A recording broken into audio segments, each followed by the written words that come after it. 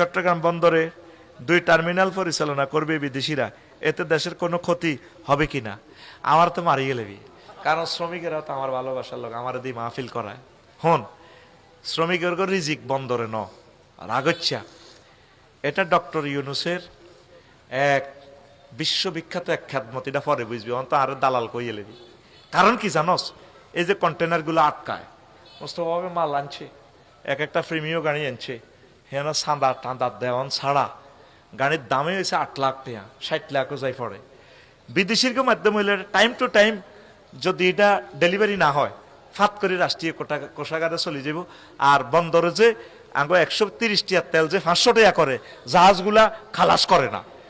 Doctor Yunus তোদেরকে যে কি উদ্ধার করতেছে এটা বুঝবি তোরা পরে, ফেব্রুয়ারির পরে বুঝবি।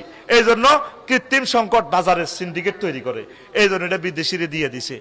সারা সৌদি আরবের বিমানবন্দর কার আন্ডারে?